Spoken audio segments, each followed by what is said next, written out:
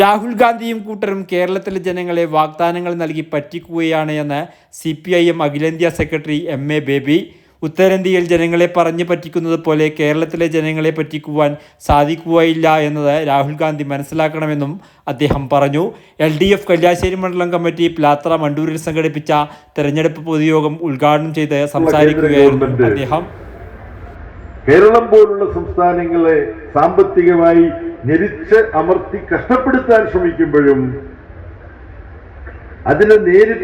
അതിനെ മറികടന്ന് ജനക്ഷേമ പ്രവർത്തനങ്ങളും വികസന പ്രവർത്തനങ്ങളും നടത്താൻ ഇടതുപക്ഷ ജനാധിപത്യ മുന്നണി പ്രസ്ഥാനത്തിന് കരുത്ത് നൽകുന്നത്, ആ കരുത്ത് സംസ്ഥാന ഗവൺമെന്റിന്റെയും സംസ്ഥാന ഗവൺമെന്റിനെ നയിക്കുന്ന സഖാവ് പിണറായി വിജയന്റെയും കരുത്തെന്ന് പറയുന്നത് ജനങ്ങൾ നൽകുന്ന കരുത്താണ്, ജനങ്ങൾ നൽകുന്ന ഊർജമാണ്. ആ ജനങ്ങളിൽ നിന്നും ഊർജം നേടാൻ, കരുത്ത് നേടാനാണ് ഈ തെരഞ്ഞെടുപ്പ് സമയത്ത് നമ്മൾ ഇത്തരത്തിൽ യോഗങ്ങൾ കൂടി കാര്യങ്ങൾ ചർച്ച ചെയ്യുന്നത്. നമ്മുടെ നാട്ടിലെ ഓരോ വീടും തൊഴിലാളികളുടെ അവകാശങ്ങൾ സംരക്ഷിക്കുന്നത് ഇടതുപക്ഷമാണ്. തൊഴിലാളികളുടെ അവകാശങ്ങൾ അടിച്ചമർത്തുന്നതും തൊഴിലാളികളെ ദ്രോഹിക്കുന്നതും വലതുപക്ഷമാണ്. അങ്ങനെയാണെങ്കിൽ ലേബർ കോഡ് നടപ്പാക്കുന്നത് വലതുപക്ഷമാണ്, അല്ലേ? മിസ്റ്റർ VD സതീശൻ, കേരളത്തിലെ പിണറായി വിജയൻ ഗവൺമെന്റ് പറഞ്ഞു നടപ്പാക്കില്ല എന്ന്. അങ്ങനെ പറഞ്ഞപ്പോൾ മിസ്റ്റർ സതീശൻ, നിങ്ങളുടെ പാർട്ടി തൊട്ട് അയലത്ത് ഭരിക്കുന്നുണ്ടല്ലോ, കർണാടകയിൽ സിദ്ധരാമയ്യ മുഖ്യമന്ത്രിയായിട്ടുള്ള കോൺഗ്രസ് ഭരണം.